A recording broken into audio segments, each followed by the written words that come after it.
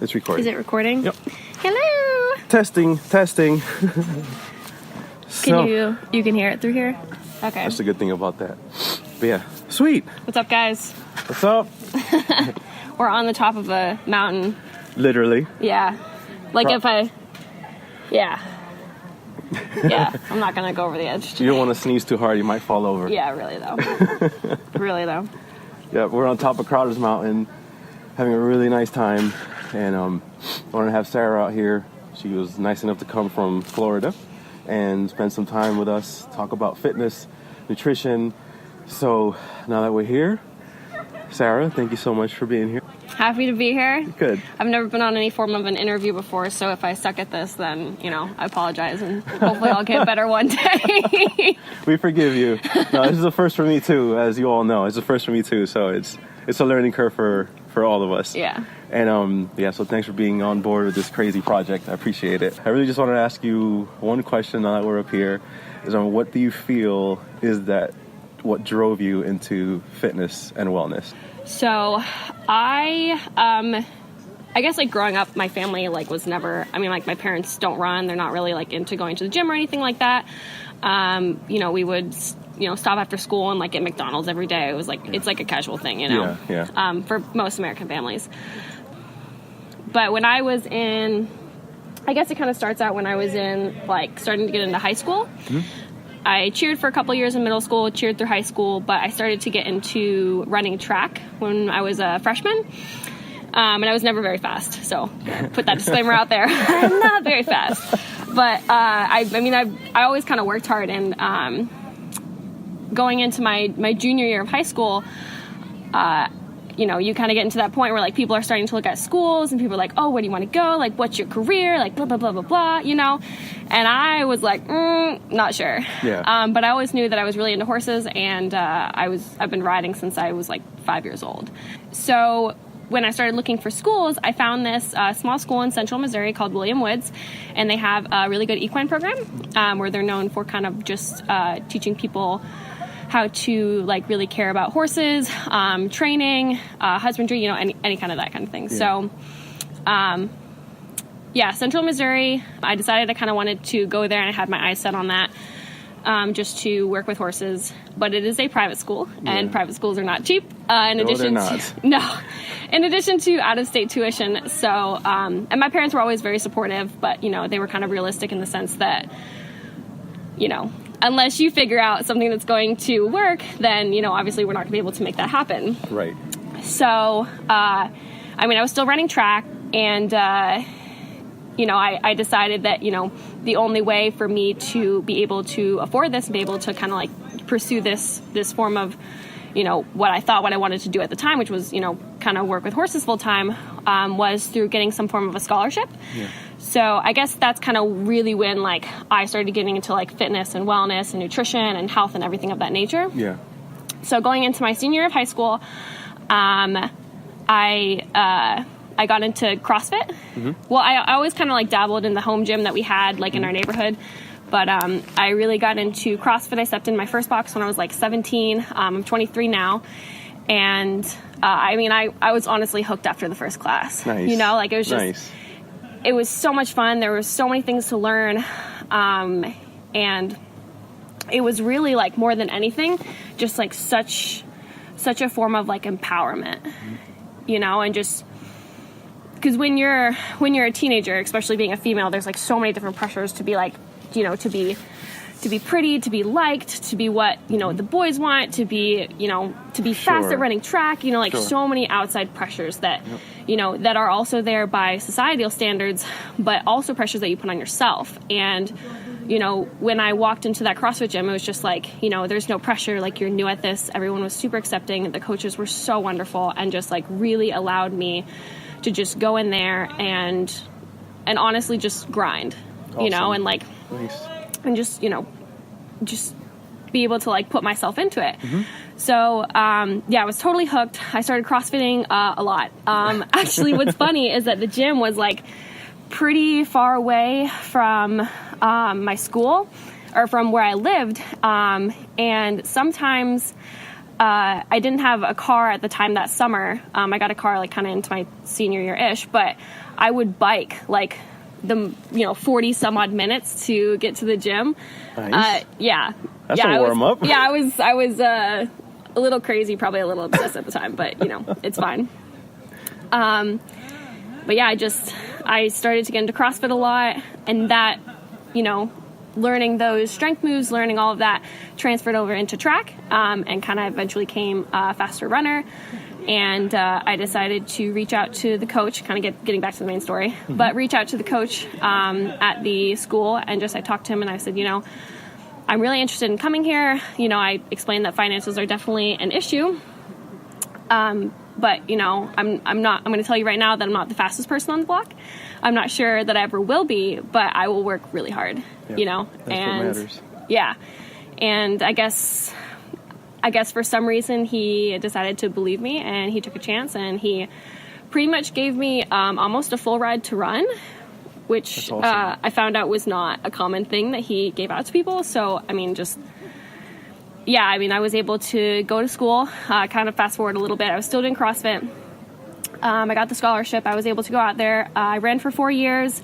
I still kind of continued CrossFit. And it was a small town. So, gym opened up like my sophomore year, CrossFit gym. So, before they even opened, I walked in and I was like, I like CrossFit and I want to be a coach and I'm staying here. and the owner there, the first guy I met, his name is Brad Vickers, but he's like, great, we need coaches, like, love to have you here. And like still put me through an intro course, although like I'd been CrossFitting for, 2 years then. And again, like, I guess I've been fortunate to be able to just like run into people that have been so accepting of just allowing me to be in like their fitness space, whether that was, the first CrossFit gym I walked into, my track coaches, or, just the second gym I walked into, just really accepting of like allowing me to be there. Yeah. Which is just, I think it explains kind of CrossFit in a nutshell, but also just the random fortunateness that I've been able to do that. So, ran all through school, and I ended up getting my level 1 CrossFit certification. Awesome. My sophomore year, I think I was 19 or 20. I was really young when I got it. I'm still really young now, but I was young. I was younger when I got it, and I coached there. And then when it came close to graduation time, I was finishing up my bachelor's of science. Nice. And I never thought that I would want to go into like the coaching, like fitness realm full time. I kind of thought that I would still kind of stick with horses, but it got close to graduation. I kept on thinking, I'm like, what am I going to do? Like again at that like crossroad point. Yes. And the only thing that I could really see myself doing was like coaching and being in a gym and still doing the horses thing. Like I still love horses, but like my heart was dead set into showing people that like the fitness space can be something for them too. Because I was really fortunate, like when I walked into a gym, like I was welcomed by very accepting people, and I know that that's not the case for everyone. And I know that some people are very intimidated when they walk into a gym for the first time.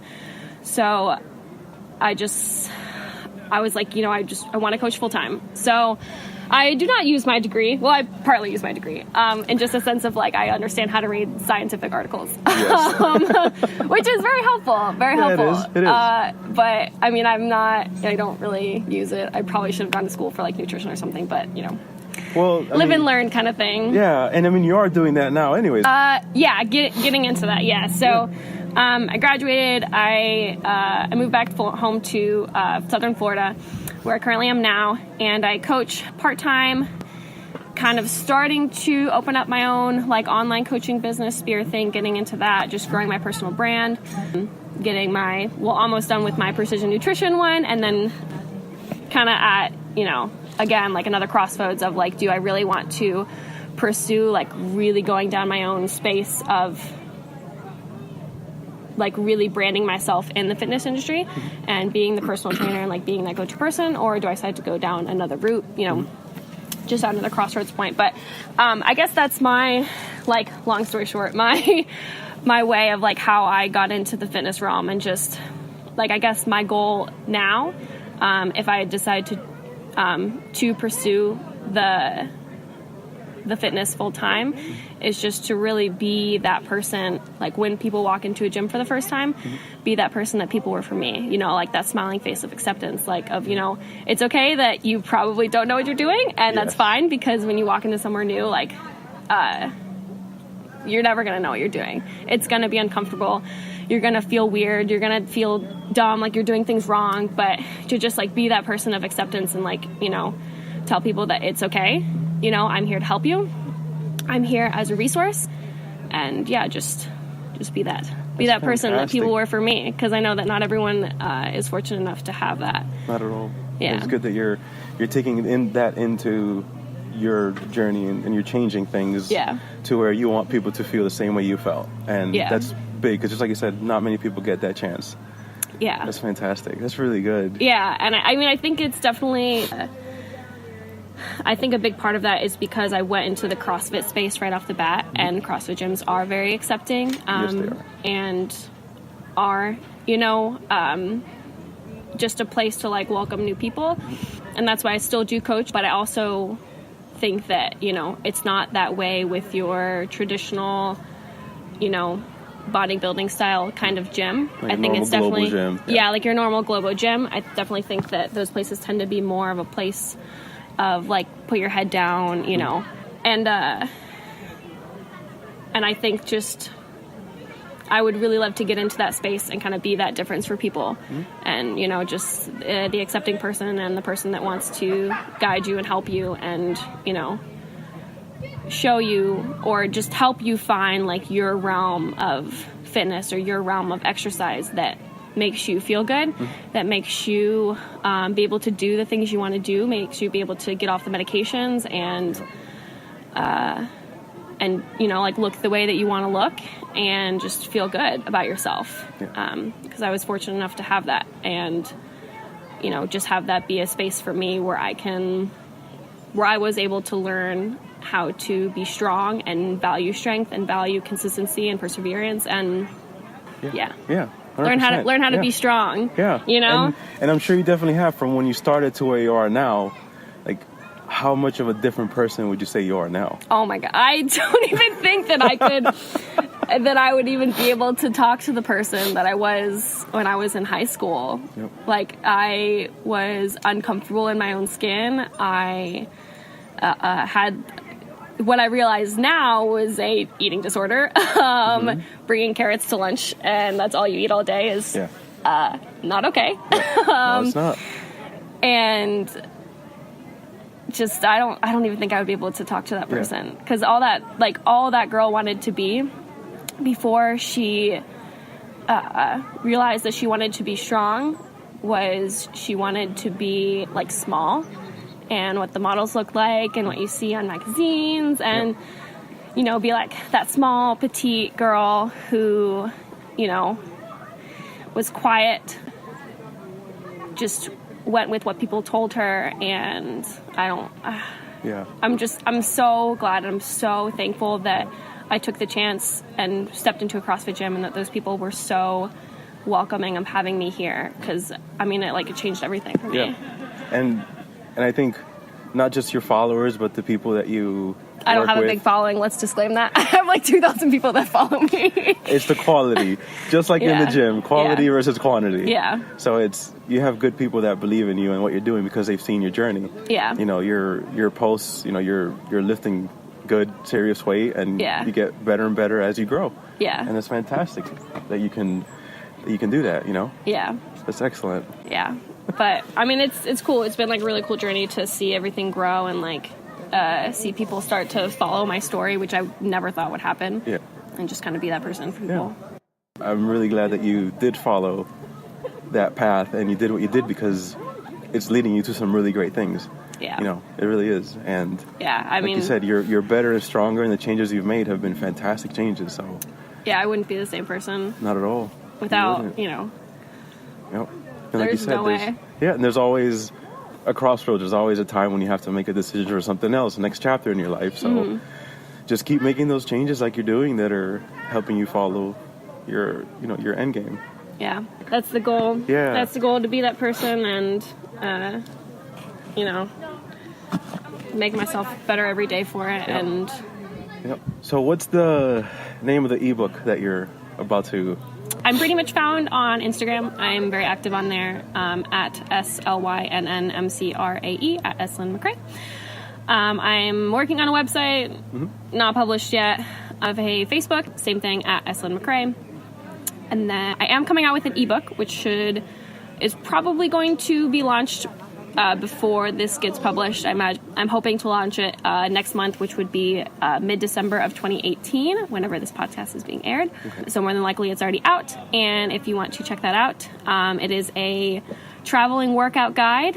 It has 30 workouts. It's like my baby right now. Very excited to see that. Yeah, it's 15 minimal equipment workouts. So just, you might need a dumbbell, you might need a box, you might need just a jump rope, and then 15 pure body weight workouts. And it does come with a workout library for the movements, along with warm-up, cool-down guide, and a little piece on nutrition, supplementation, how to get the most out of your workouts. Very nice. So I'm really excited about it. So am I. And I'm sure that once it launches, it's going to be a really good, really great tool for people to have. Hopefully. It's fantastic. That's the goal, is to be helpful and not just put out content for the sake of putting out content. Yes, thank God. Yeah. Because it's true, a lot of people just tend to just put stuff out just to put something out, and it doesn't really help. Yeah. So it's really good that it's really going to help. Especially people that travel a lot nowadays. Everyone's traveling. Like, as you know, you travel a lot too. Yeah. So, I mean, it's going to be fantastic to have something where you can just grab and, okay, perfect, I can do this. Yeah, you can have it on your phone. You can just pull up the guide, and, what do I have in this hotel? You don't even need a hotel gym for most of them. You can honestly just do them in your hotel room. Yeah. And you can get your sweat on and keep your fitness and your active lifestyle going. That's right. Going on the go. Nice. I love it. Well, thank you so much for coming out here and it's been a pleasure. Doing so one of the few questions that we have left for the rest of this. Yeah, how long have I been talking for? Fitness retreat. Like 20 minutes. You've been about almost 20 minutes. Oh my gosh. That's I just blabbed for 20 minutes. Oh god. I'm sure hopefully that was like helpful and I didn't go on too many rabbit holes, because I have a tendency of doing that. Not at all. We really appreciate it. Yeah. Thank you so much, Sarah. You're welcome. And what's your stamp of approval? Look. Oh, the peace sign. Peace sign is my stamp of approval. Love it. All right, we shall return.